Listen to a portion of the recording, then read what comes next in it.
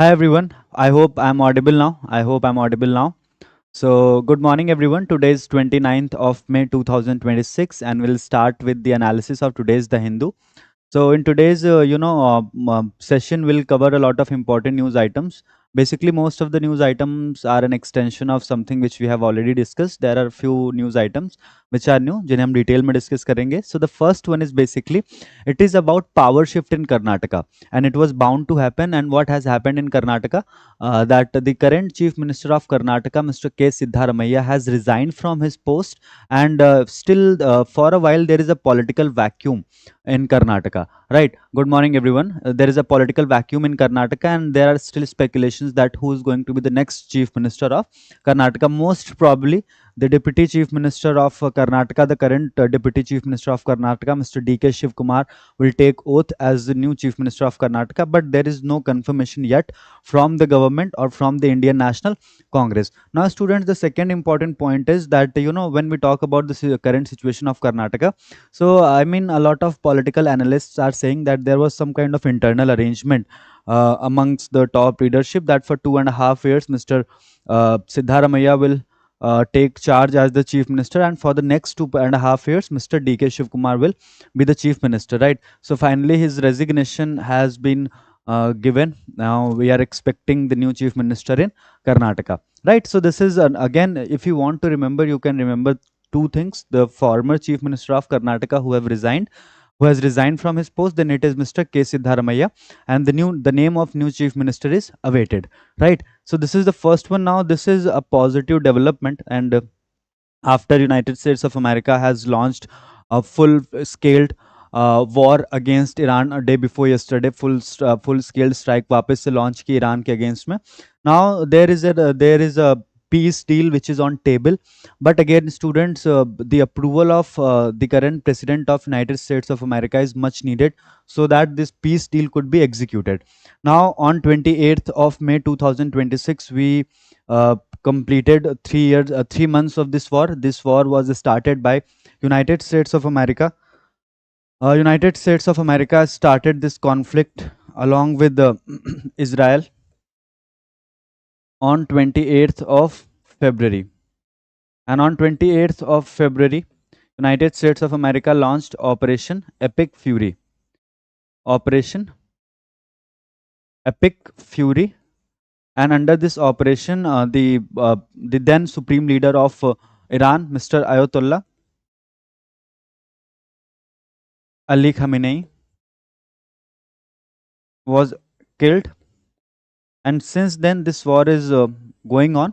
And after this war started, Iran did something which was quite expected, that it will close down the Strait of Hormuz. So, Strait of Hormuz is closed, leading to the rise in the prices of international crude oil. Now, moving on to the next important point. So, basically, this current peace talk which is happening between these two countries, it is about a 60 days ceasefire.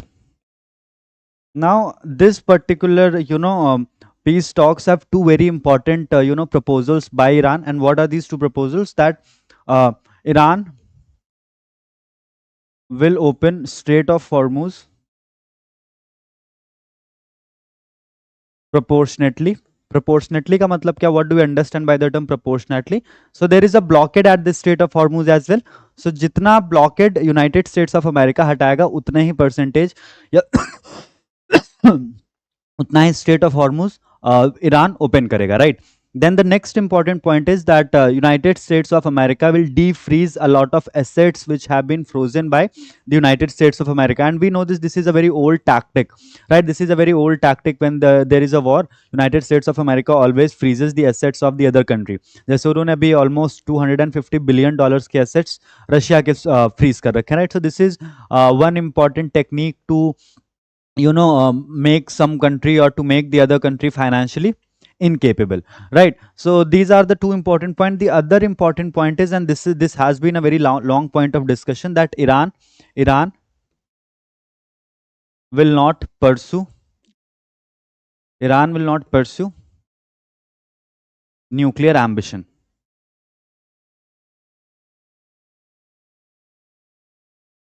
And Iran is also demanding that the sanctions which are imposed by the United States of America must be lifted. But on this particular point, Donald Trump has made one thing absolutely clear, that the sanctions which are imposed by United States of America will remain in place. There will be no lifting of sanctions. So let's wait for this particular approval of the 47th President of United States of America, who started this conflict, citing the reason that Iran is an imminent threat to the security of United States of America. Although Iran is far away from United States of America, but they said it is not. It is for their regional security. Is sir, is 5 months enough to crack CLAT starting from June? 5 months is more than enough. Now we still have 6 months. We don't have five. We have 6 months. We have more than 6 months at this point of time. So that is more than enough. And you can watch the videos which have been uploaded by Keshav Malpani, so that how to approach CLAT if you have 6 or 7 months in your hand, right? So this is the next important development. I mean, you have to follow it regularly.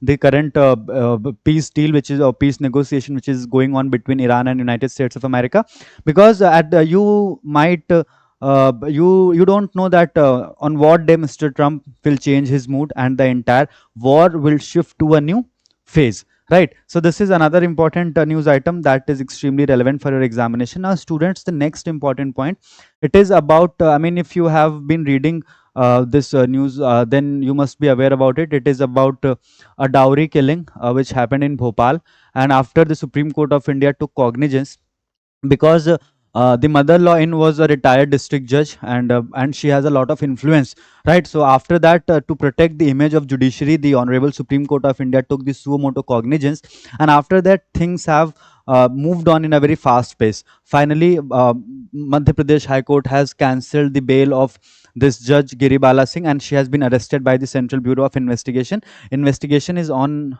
Investigation is on. Now, this is a sad news.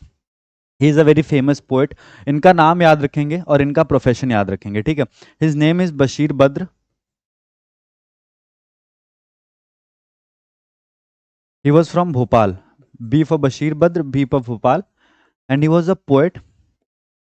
At the age of 91, he passed away in Bhopal. His name is Bashir Badr. Please remember this. Obituaries are important for exams like AILET, MHCT, SLAT. जितने भी exams होते हैं CLAT के अलावा, उन सब में ये जो वन लाइनर्स होते हैं, these are extremely important. And he has also won the Sahitya Academy Award in 2000 in 1999. So because of that specific reason, this news items becomes extremely relevant, right? So please remember his name. Bashir Badr, poet from Bhopal, has passed away, won the Sahitya Academy Award, won the Sahitya Academy Award in 1999.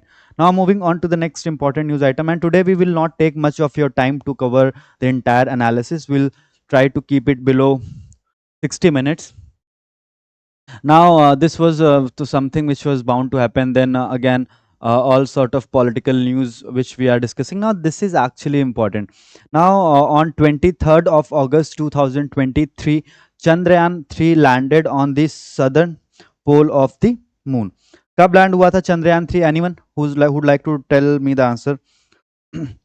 On what date Chandrayaan 3 landed on the southern pole of moon? Right. So this is, see, Chandrayaan 1. So this was entire series Chandrayaan 1.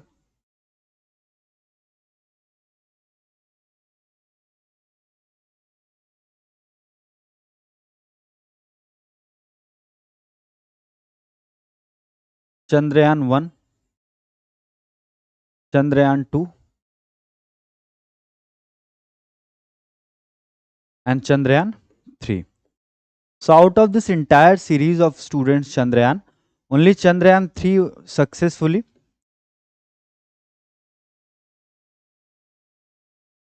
landed on southern pole of moon, which is the farther side.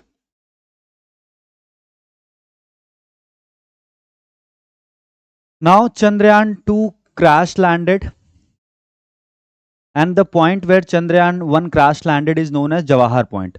This information might be relevant. It is known as Jawahar Point. Chandrayaan 2 was launched in 2019.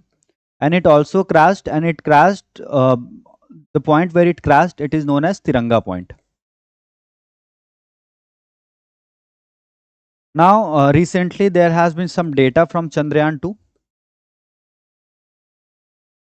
which was launched in 2019. Now, the point where Chandrayaan 1 is crashed is known as Jawahar Point. The point where Chandrayaan 2 crashed it is known as Tiranga Point, and the point where Chandrayaan 3 successfully landed, it is known as Shiv Shakti Point. And it successfully landed on 23rd of August 2023. And when India landed on the southern pole of the moon, it became the first country in the world. It became fourth country to land successfully on the southern pole of the moon, and it became the fourth country to successfully land on moon. Right. Moving on to the next important point. So recently, Chandrayaan 2 has sent some data. Uh, and it is the possible presence of ice on the south pole of the moon. Now, students, remember this: when Chandrayaan 2 was launched, Chandrayaan 2 crashed at the final stage, or at the last stage of its entire journey. Right. Now, moving on to the next point. So, nearly after 6 years, it has started sending data, and it is regarding the presence of ice on the southern pole of the moon. अब होता क्या है students कि बहुत गहरे गहरे क्या होते हैं, क्रेटर्स होते हैं, राइट. अब क्रेटर्स क्या होते हैं, craters are basically hollow shapes. ठीक है, वो ऐसे गोल गोल से शेप्स होते हैं. These are hollow shapes. इसके अंदर जो वाटर होता है, द वाटर गेट ट्रैप्ड. फिर ना तो यहाँ पे सनलाइट पहुंच पाती है इन हॉलो शेप्स के अंदर, ना तो एयर पहुंच पाती. तो इसकी वजह से क्या होती है, यहाँ पे जो वाटर होता है वो फ्रीज हो जाता है in the form of ice. So Chandrayaan 2 has confirmed the same thing, the presence of ice on the southern pole of the moon, and it started sending data exactly after 5 to 6 years, right? So this is one important aspect which you have to remember. If you have any particular question from this particular topic, you may ask your question. Otherwise, we'll move to the next point. Remember these three things which we have discussed. The entire series of Chandrayaan 1, 2, 3. Chandrayaan 1 and 2 crash landed. The point where Chandrayaan 1 crash landed is known as Jawahar Point. The point where Chandrayaan 2 crash landed is known as Tiranga Point. The point where Chandrayaan 3 successfully landed, known as Shiv Shakti Point. India was the first country to successfully land on the southern pole of the moon, and it landed on 23rd of August 2023. And on 23rd of August 2023, we celebrate National Space Day. Right. So this is entirely about this particular mission. Chandrayaan 2 has recently confirmed the presence of ice on the southern pole of the moon. Now, this is also important. So Indian delegation was participating in the 35th meeting of the working mechanism of consultation and coordination on India-China border affairs. So when we talk about India-China border affairs, students, remember this: there is a very important fact about India-China border. And what is that fact about India-China border? That India and China shares a total border of 3,488 kilometer. 3,488 kilometre का border share करते हैं, and the border in Arunachal Pradesh, and this is actually known as LAC, line of actual control. But the border which falls in Arunachal Pradesh, anyone, what do we call, or what is the term given to the border which falls in Arunachal Pradesh? India China का जो border Arunachal Pradesh में fall करता है उसको हम क्या बोलते हैं? Anyone?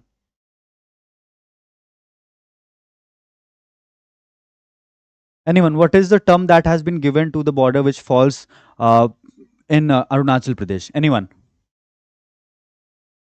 So the border is known as McMahon line. Now India and China has a lot of disputes related to the international border. So recently this working mechanism for consultation and coordination on India-China border met in Beijing, and they have given positive signs that there is some positive development regarding the border issues that are there between India and China. So this might be relevant for the national interest. But for the academics perspective, these are the points which you have should remember कि हम 3,488 kilometre का border share करते हैं. The border between India and China is known as line of actual control. And also one more relevant thing, the border which is between, the border which falls in Arunachal Pradesh is known as McMahon line, is known as McMahon line. Now moving on to the next point which we should remember. Now the Indian government is, having a huge crackdown, or is basically trying to solve the problem of illegal immigration. And finally, this statement has came from the honorable home minister of our country, that no legal action would be pursued against the infiltrators who will go back to their own country, who will go back to their country on their own. If the government will invest money on these infiltrators, then there will be some possible legal repercussions which these infiltrators have to face.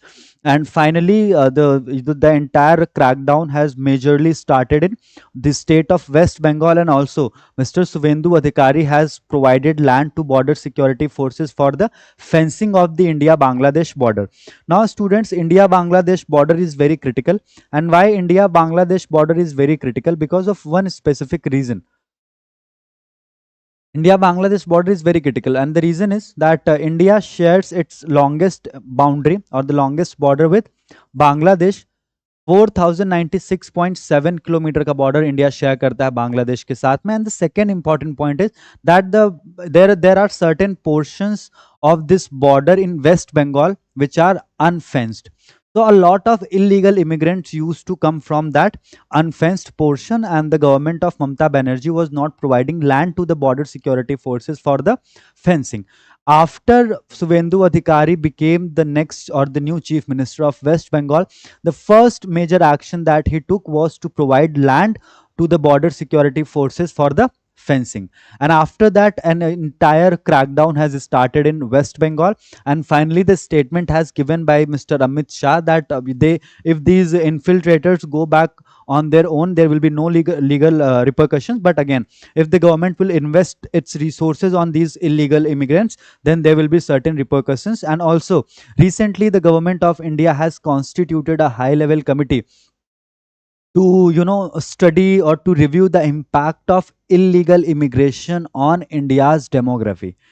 We were discussing this particular news item for the past 2 days, that the union government has constituted a committee under the chairmanship of a retired Supreme Court justice, and this committee will submit its report within a year. And this the main objective of this committee is to review the impact of illegal immigration on India's demography, right? Because India is conducting census from the next year. The second phase would be conducted from the next year. So before that, India, or the Indian authorities, really want that all these illegal infiltrators or illegal immigrants should go back to their own country. So we should have a concrete data about the original Indian citizens, right? So if you have any particular question from these two topics, you may ask your questions. Otherwise, we'll move to the next topic.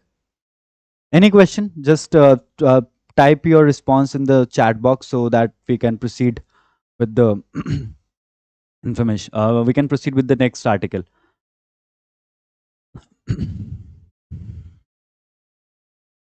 And also, please remember this, in the weekly roundup section, we covered about one important project of the Indian government, smart border project, where the government will culminate a lot of technology, AI, into the international border that we share with Bangladesh and Pakistan. Smart border project में government क्या करेगी कि almost जो 6,000 kilometre का border हम बांग्लादेश और पाकिस्तान के साथ में share करते हैं, उसको AI enabled करेगी, because these two international borders are really sensitive, because these are the two, we have border issues with China as well, but जो border हम बांग्लादेश और पाकिस्तान के साथ में share करते हैं, यहाँ से बहुत सारे terrorist हमारे country में आते हैं. For that specific region, this border which we share with Bangladesh and Pakistan is extremely sensitive, and the government understand the same thing, and they have launched the smart border project to ensure the lot of technology is being used, and we can stop the penetration of terrorists into our country. Now moving on to the next important point.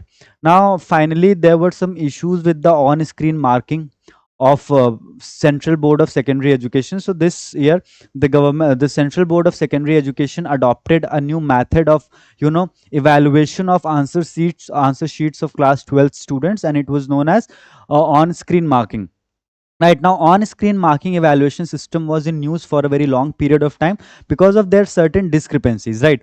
That when students asked for their answer sheets from Central Board of Secondary Education, the sheets which were provided by the Central Board of Secondary Education were not theirs; they were someone's different. They were of some other students, right? So taking this, and this was the first time when Central Board of Secondary Education has introduced this concept of on-screen marking, where the pages of answer sheets would be scanned and they would be uploaded, और जो marking होगी वो on screen marking ही हो जाएगी, right? So after all these drawbacks, or after all the criticism received by the Central Board of Secondary Education along with the Ministry of Education, finally Dharmendra Pradhan, who is the Minister of Education, has accepted that there were certain lapses in the evaluation of sheets through on-screen marking system, and he has ensured that there would be, this was the first time when CBSE has adopted such a futuristic method. So there were certain discrepancies, but again, from the next year will ensure that there is no such kind of discrepancy, and students at the same time, this is the first time when Mr. Dharmendra Pradhan has accepted its fault, that there was a fault from the organizing authority. When it comes to NEET, he avoided the question that why the paper leaked, right? So this is a kind of bold step, and learning, taking a lesson from his past, he decided to answer the question, and the best way to answer a question when there is some kind of discrepancy is to take the responsibility, and the same has been done. And students, this is a very huge phenomenon. Over 40 crore, 400 million pages were scanned for the evaluation under or through on-screen marking system, right? So this is I mean, when you adopt a new kind of scheme or policy, first you take a trial, first you conduct a trial of the same thing. But again, when there is a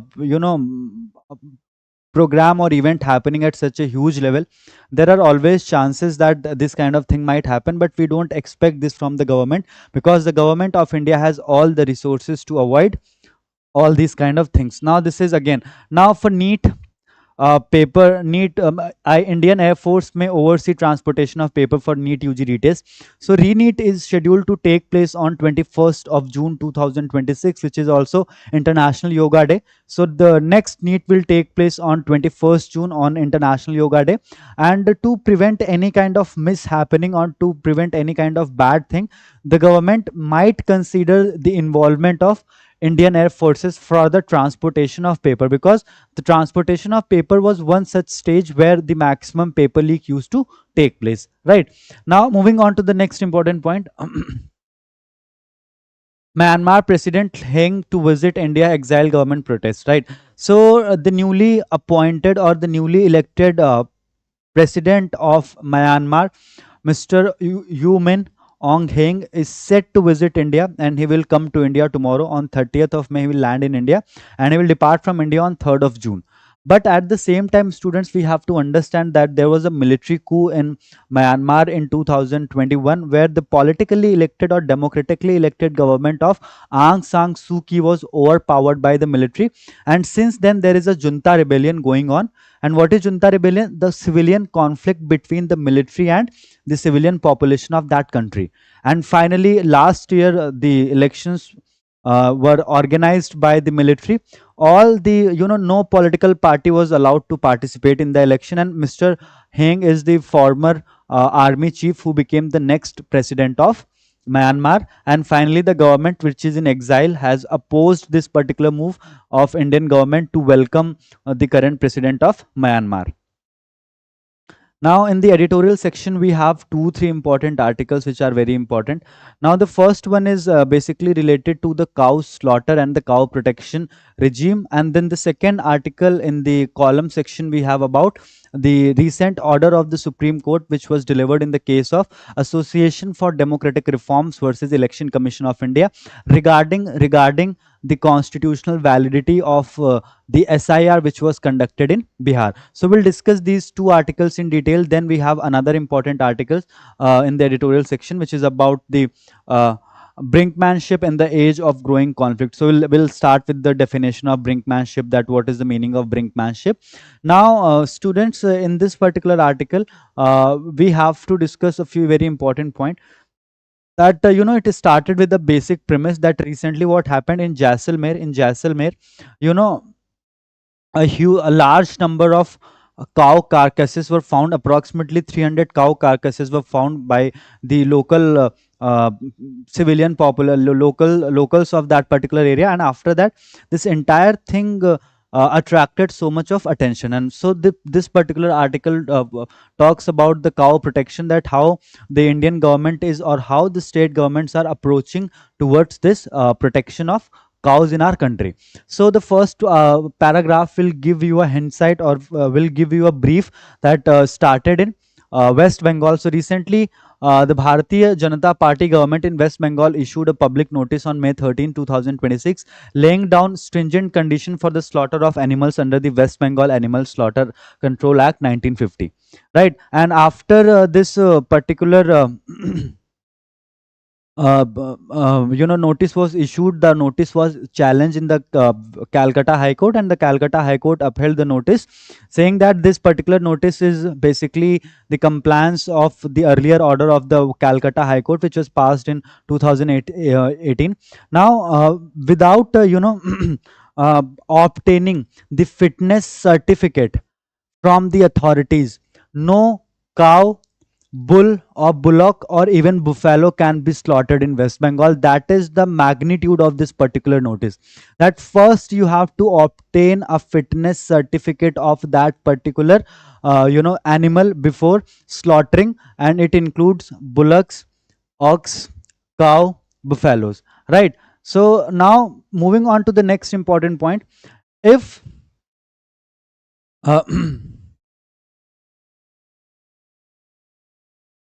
and the notification has allowed slaughter of animals which are notification has given an exception as well. And what is that exception? That animals can be slaughtered which are more than 14 years old.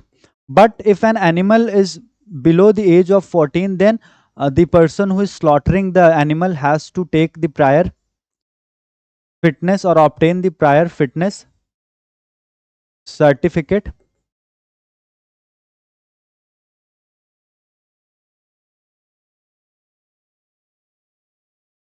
Right.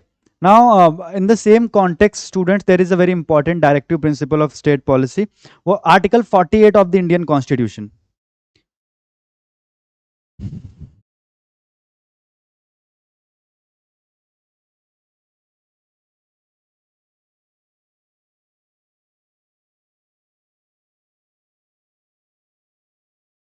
So, what is Article 48? So, Article 48, we know it's about DPSP.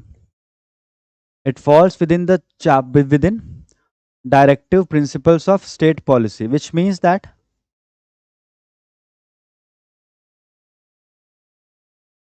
it is not enforceable, and it is regarding the state has to form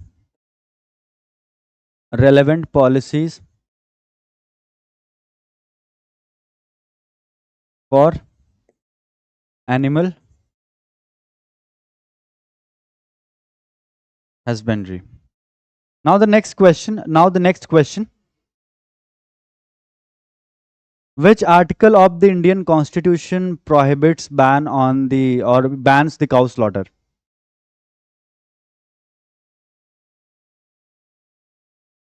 So this is the same article. Article 48 is also about ban on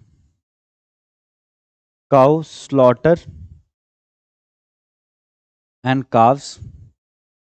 And students, this is something which is of extreme importance because of one particular reason. There is no national policy on this. All the states are following their own, or they have their own way of doing things.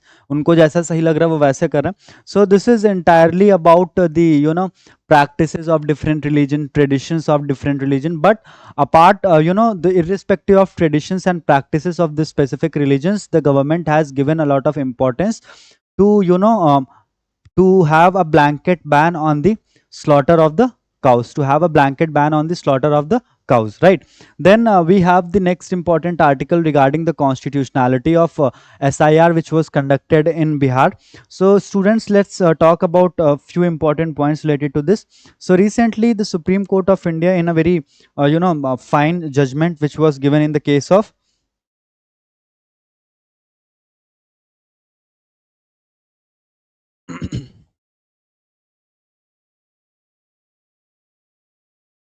Association of Democratic Reforms versus Election Commission of India. In this case, there were two important questions. The first one was whether the Election Commission of India is empowered to conduct the SIR or not. Then to answer this particular question, the Supreme Court said Election Commission of India is empowered to conduct SIR because as per Article 324, it is the responsibility of Election Commission of India to conduct free and fair elections. And the most essential component of free and fair elections is that only eligible voters should be allowed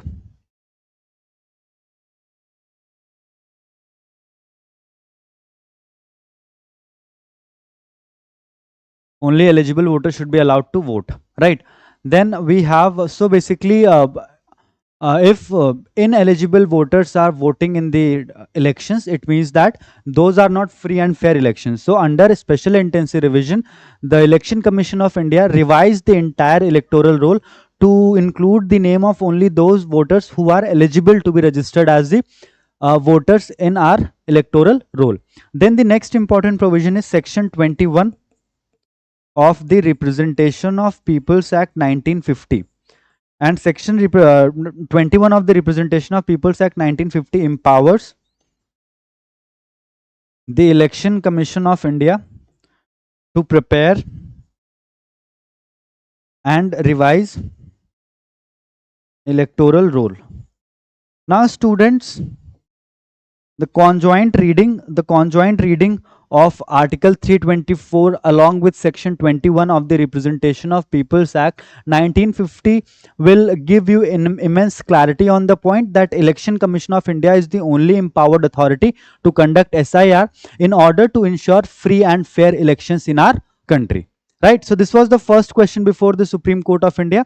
And what was the second important questions before the Supreme Court? So the second important questions before the Supreme Court was, students, we have to discuss that as well. What was the second important question before the Supreme Court? So the second question was whether the Election Commission of India is empowered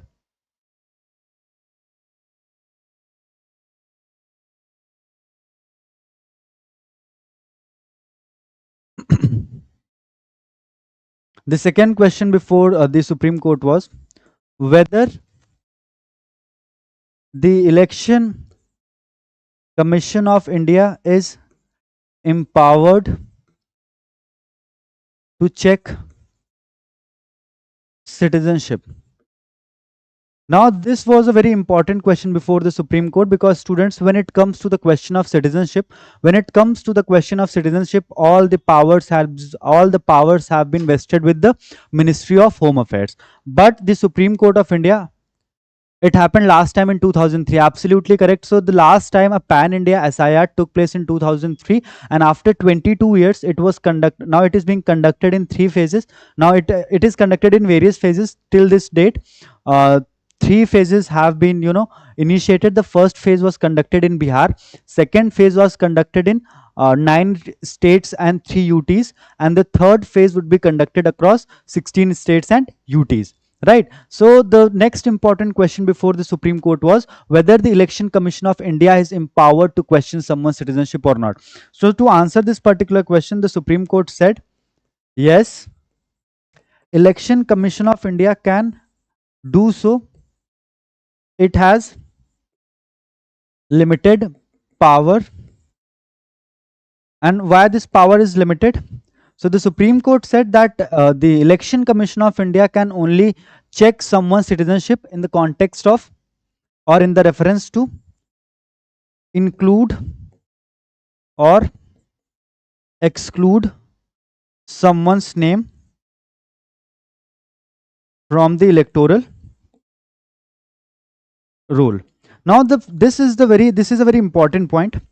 See, when it comes to the question of citizenship, I have already told you that all the powers have been given to the Ministry of Home Affairs, but for this specific purpose, because electoral roll में कौन enroll करवा सकता है अपने आप को? So only Indian citizens are allowed to enroll themselves in the electoral roll. So for that specific purpose of enrollment of somebody's name in the electoral roll, the Election Commission of India can question someone's citizenship, that whether you are Indian citizen or not. Present me, show me the document to prove the fact that you are an Indian citizen. If you are an Indian citizen, we'll enroll your name in the electoral roll.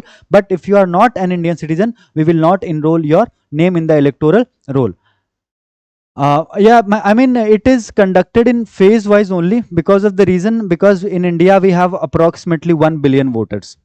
So it is not possible for the Election Commission of India to deploy all the resources of the government just to conduct the SIR, because if the government or the Election Commission of India will deploy all its resources, then ultimately the working of the government will be hugely impacted, and it takes approximately 2 to 3 months to conduct the entire exercise. Right, now moving on to the next point. So this is entirely, these were the two important questions before the Supreme Court which were discussed. Now students, remember this particular case of Association of Democratic Reforms versus Election Commission of India is only limited to the SIR which is being conducted in Bihar. जो second phase में SIR हुआ है, which happened across 9 states and 3 UTs, it will not cover that particular thing.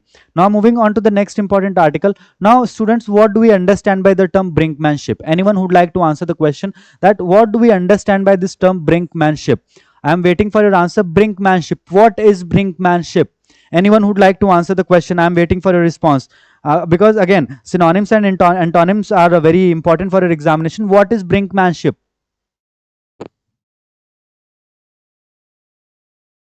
So basically, brinkmanship is to force an opponent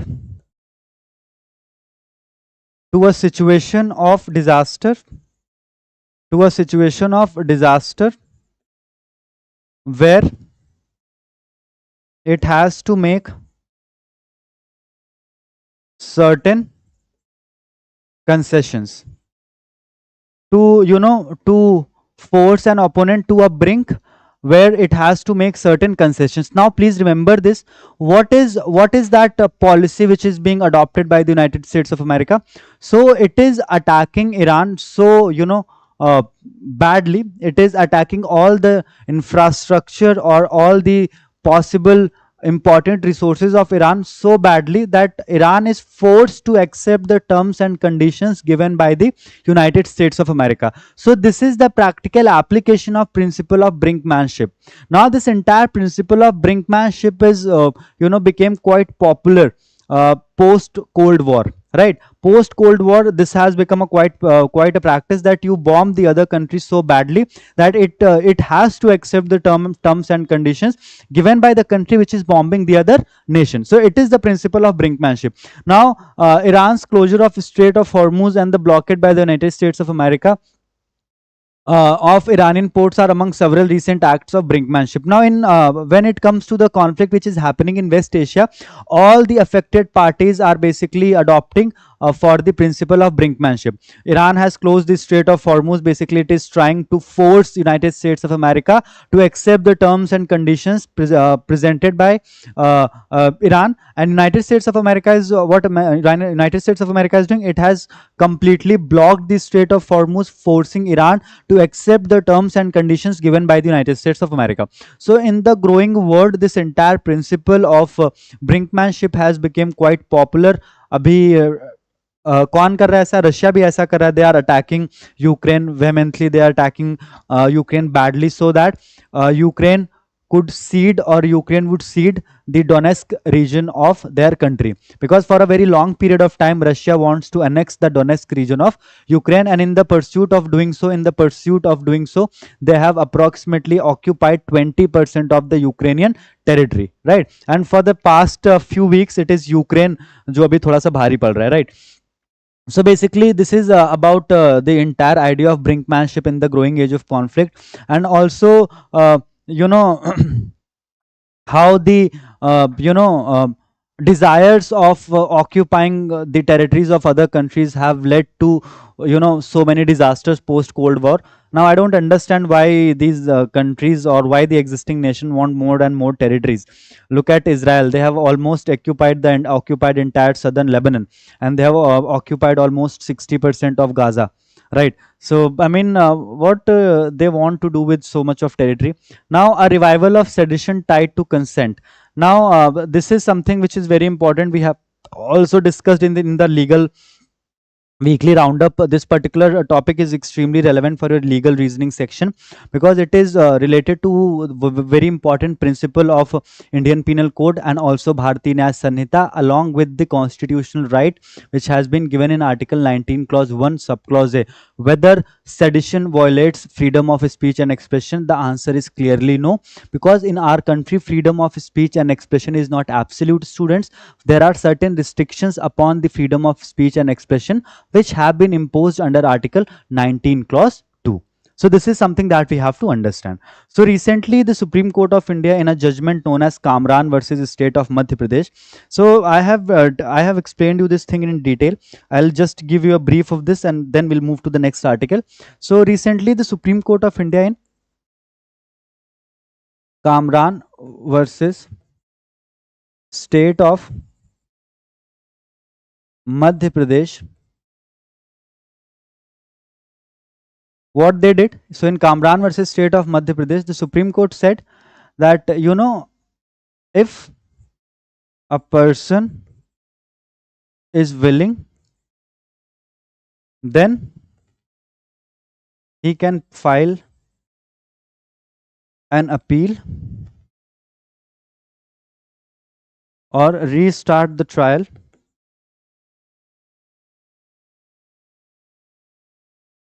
for the offense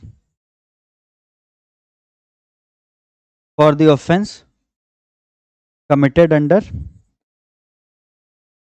section 124A. And what is section 124A? Sedition. And what is sedition? That through any words spoken or written, or by any visible or any sign, or by any visible representation, Kamran, exactly, Kamran, you are trying to bring hatreds or disaffection towards the government, or you want to overthrow the government, then it would amount to the sedition.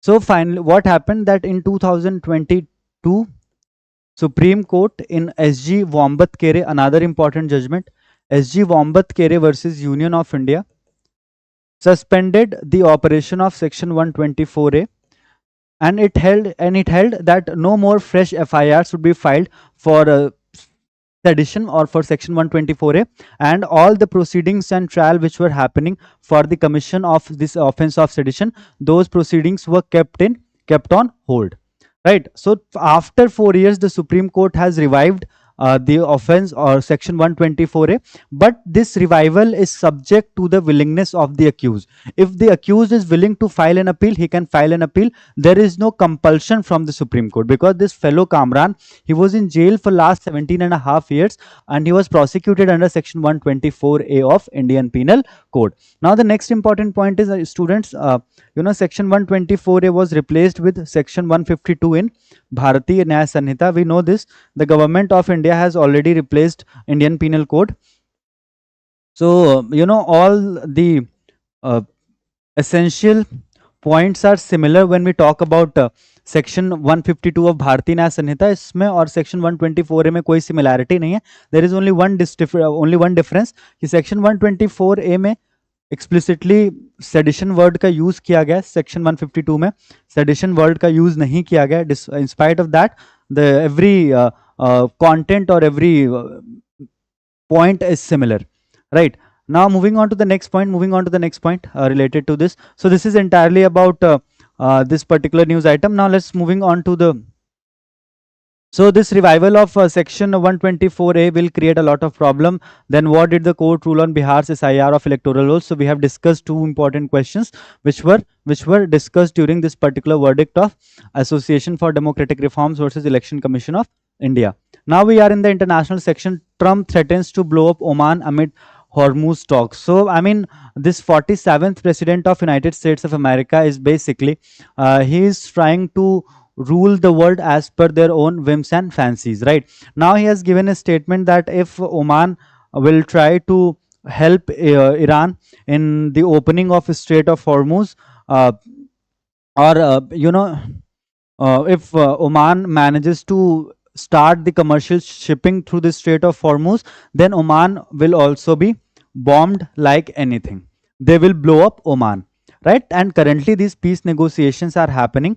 So every action of the neighboring countries is very important. Now moving on to the next point. So there is a humanitarian crisis in Cuba after United States of America has blocked every possible resource or the ship or the passing of every possible resource to Cuba. China has made it absolutely clear that despite all these restrictions, because China never believes in the restrictions imposed by the United States of America, they have made it absolutely clear that despite all the political pressure and all sort of conflict which is happening or bullying which is happening against Cuba, China will provide each and every kind of support to Cuba. And recently they have shipped 15,000 tons of rice to Cuba. Now this is important. Decades after banning slavery, French Parliament votes to scrap colonial law. So the French Parliament has passed law to scrap almost 350-year-old law. This 350-year-old law has basically allowed slavery, sale and purchase of slaves. So, 2 centuries back, this particular law was abolished. But this particular law was there. I mean, abolishment was there, but repeal नहीं हुआ था, scrap नहीं हुआ था. So after 341 years since the inception of this law, which is known as Code Noir or Black Code, the 1685 decree King Louis 14 signed to govern slaves across the French colonies. So in 1685, King Louis XIV signed a very important piece of legislation known as Black Code of 1685. This Black Code of 1685 allowed sale and purchase of sales, and also, it asserted the control of masters over the slaves. So finally, the French Parliament has scrapped this particular law, and there was a unanimous voting. 254 members voted in the favor of scrapping, while 0 member voted against this scrapping. So this was something which is kind of a very emotional moment for the French people, because this was a kind of a stain on the French uh, colonial era, that they made a law to legitimize a practice which is so uh, discriminatory in nature, which is so inhumane in nature, right? So it was abolished 2 centuries back, but again, finally, after 341 years, with the voting of 254 is to 0, Black Code of 1685 has been scrapped by the French Parliament. Then it's entirely about IPL. So we are done with the today's analysis session, but we still have to do the Q&A session, and this Q&A session is extremely relevant because of one particular reason, because इसमें हमने कुछ make important questions or topics को cover किया.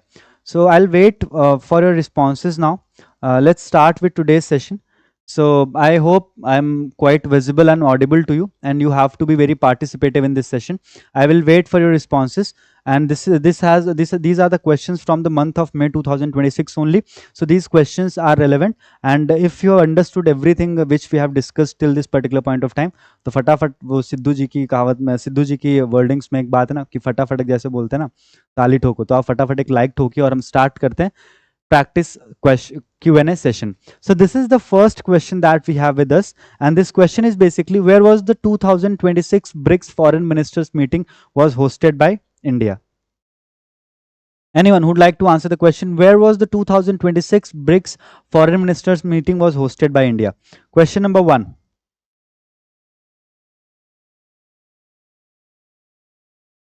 What was the venue for the BRICS foreign ministers meeting? And this year BRICS is extremely relevant for India because India is hosting the 18th BRICS summit in 2026. So all the supplementary meetings will also take place in India. So which is the correct option? Option A, Vigyan Bhavan. Option 2, Bharat Mandapam.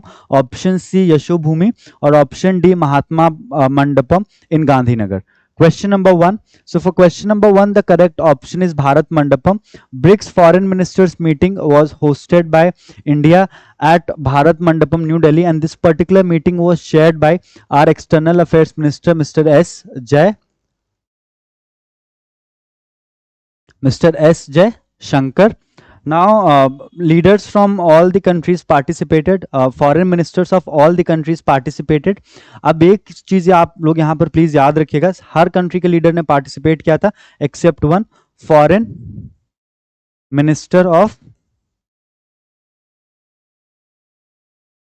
China, Mr. Wang Yi, could not participate because of the scheduling issues, because this summit was on 14th and 15th, and China was hosting 47th President of United States of America for a state visit. That's why Foreign Minister of China, Mr. Wang Yi, couldn't participate, and China was represented by Chinese Ambassador to India, Mr. Zhu Fiong. ठीक है, तो ये point please आप याद रखेंगे. Now moving on to question number 2.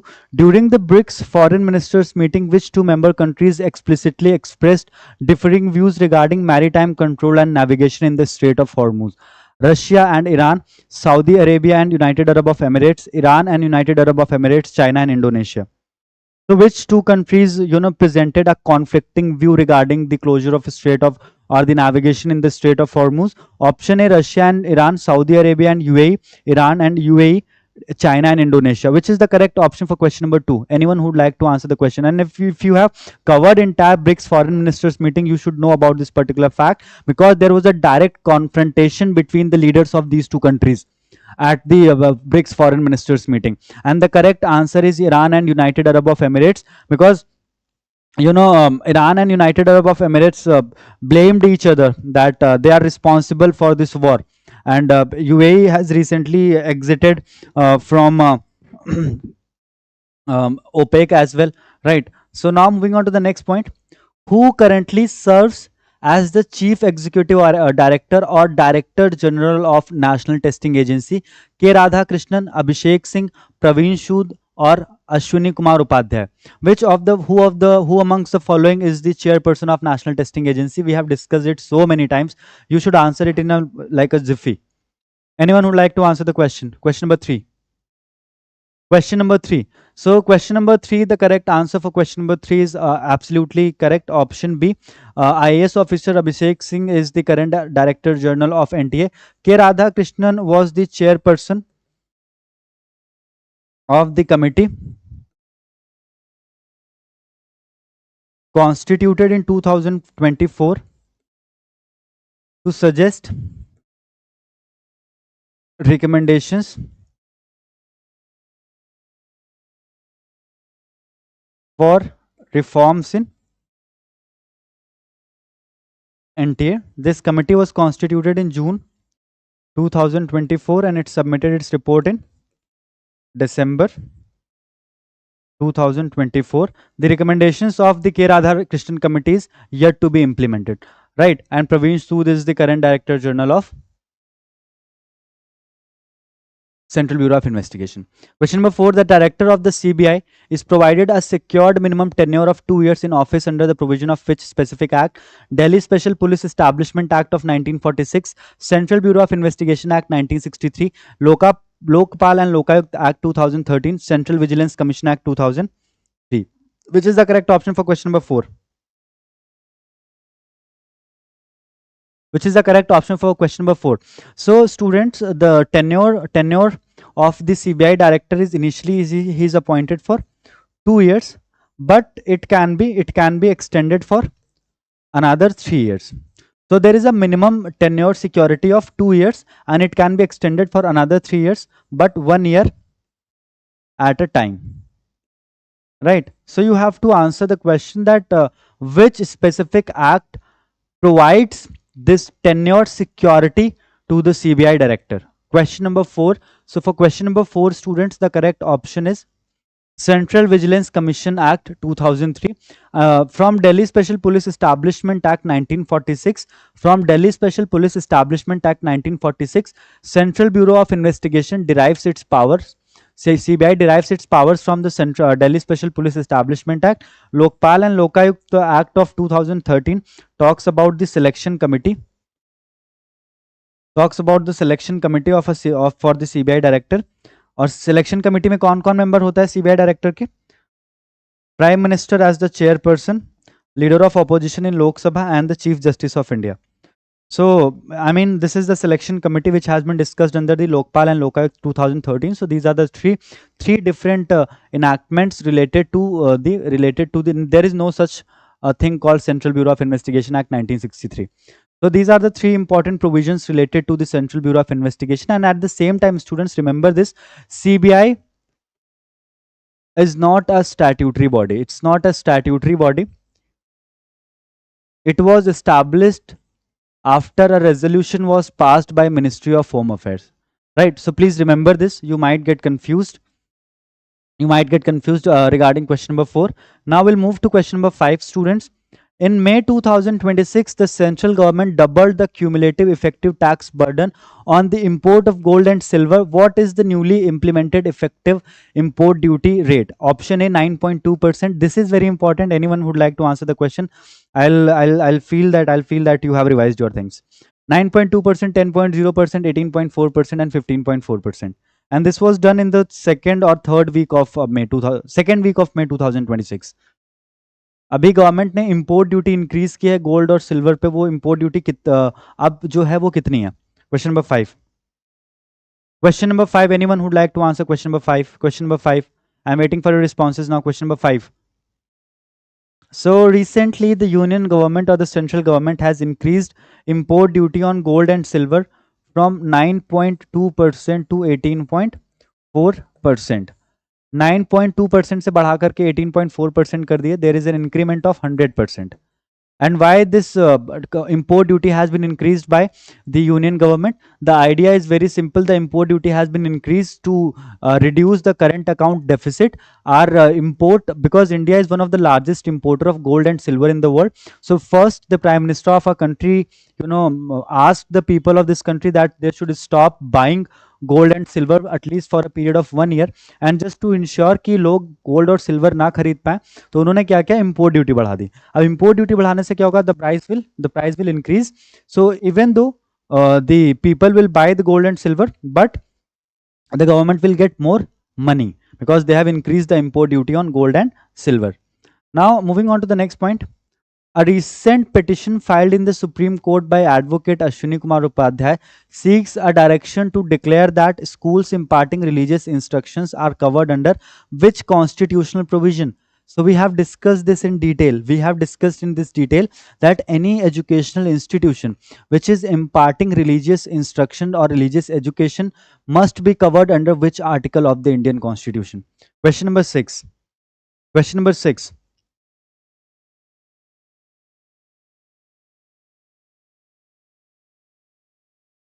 So for question number 6, students, any educational institution which is imparting religious education at the end of the day, it must be covered under Article 26A. And what is Article 26A? What is Article 26A? That, institutions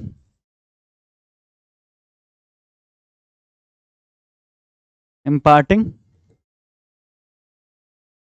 it should be I.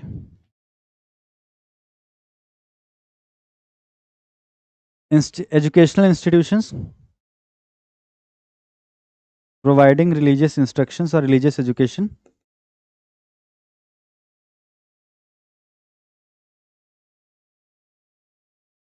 these must be considered as charitable institutions.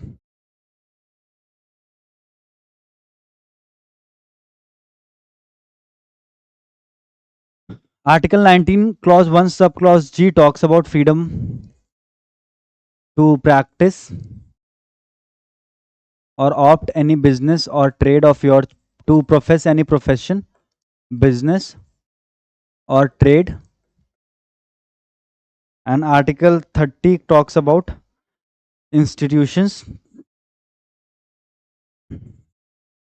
by religious and educational, religious and linguistic minorities. And Supreme Court refused to entertain this petition. The Supreme Court said this is a domain of Ministry of Education. So if you want a relief, you should file or you should approach the Ministry of Education, because Ministry of Education is the appropriate body to take the action. Now we'll move to question number 7. What is the total corpus sovereign guarantee holding of the newly unveiled Bharat Maritime Insurance Pool, launched to provide continuous maritime coverage amid West Asia shipping risks? Option A 12,980 crore, option B 15,250 crore, option C 10,500 crore, or option D 10,000 or 18,400 crore. What is the correct option for question number 4? So recently, students, the government of India has launched a very important initiative which is known as Bharat Maritime Insurance Pool, and this particular initiative is launched by the union government to provide, a kind of insurance or a safety coverage to all the shipping companies which are traveling through Strait of Hormuz. क्योंकि straight of Hormuz पे Iran कभी भी attack कर दे रहा है ना, तो वहां पे जो शिप्स क्रॉस कर रहे हैं उनको एक सेंस ऑफ सिक्योरिटी प्रोवाइड करने के लिए गवर्नमेंट ने कितना कॉर्पस एलोकेट किया? Option A 12,980 crore, option B 15,250 crore, option C 10,500 crore, और option D 18,400 crore. So for question number 7, the correct answer is option A 12,980 crore has been allocated by the government of India for Bharat Maritime Insurance Pool, and which will basically provide an insurance cover to all the shipping companies and vessels which are sailing through Strait of Hormuz. Now, who is scheduled to be sworn in as the next Chief Minister of Kerala? Now, this is a very easy question. Who is happy birthday sir? अरे किसका birthday है? अरे मेरा birthday नहीं है भाई. किसको लग रहा है मेरा बर्थडे? नो, मेरा birthday is my birthday is in October. Right. Who is scheduled to be sworn in as the next Chief Minister of Kerala? S. Jaishankar, V.D. Sathishan, Praveen Sood, or Abhishek Singh? Who is the next Chief Minister of Kerala? It's very easy. It's very easy. So the next Chief Minister of Kerala is Mr. V.D. Sathishan, and he has basically defeated. Earlier the Chief Minister was Mr. Pinarayi Vijayan. Now the next Chief Minister is V.D. Sathishan, the Chief Minister of Kerala. Right. Now moving on to the next important question, question number 9. India's first satellite tagged Ganges soft shell turtle, Nisonia gangetica, was recently released in Kaziranga National Park. Under which schedule of the Wildlife Protection Act of 1972 is this endangered animal protected? So recently क्या हुआ था, एक जो soft shell turtle होता है, उसको release किया गया काजीरंगा नेशनल पार्क में. और आपको ये बताना है कि under which schedule of the wild life protection act this endangered animal is protected.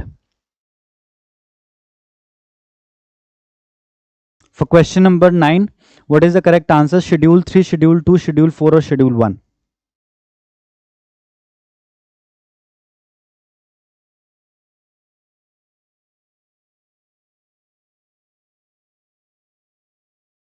So under Schedule 1, soft shell turtle Nisonia gangetica has been classified as an endangered animal under the Wildlife Protection Act of 1972.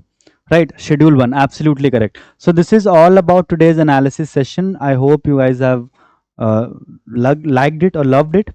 We'll see you tomorrow at the same time. Till then, just take a good care of yourself. And before we wrap up today's session, I'll just say one thing, that this is your life and you have absolute right to make it ultra large, and you may take the required and the sufficient action which you want to. You have more than enough time to prepare for examination, so don't think much about it. It's all about there is a saying na ki chota milate jao large banate jao, right? Rome was not built in a day. You have to put in small efforts every day to ultimately crack examination on 6th of December 2026, right? So this is it from today's class. Thank you so much. We'll see you tomorrow at 7:45 in the morning. Till then, just take a good care of yourself, and that's it. Bye everyone. Bye.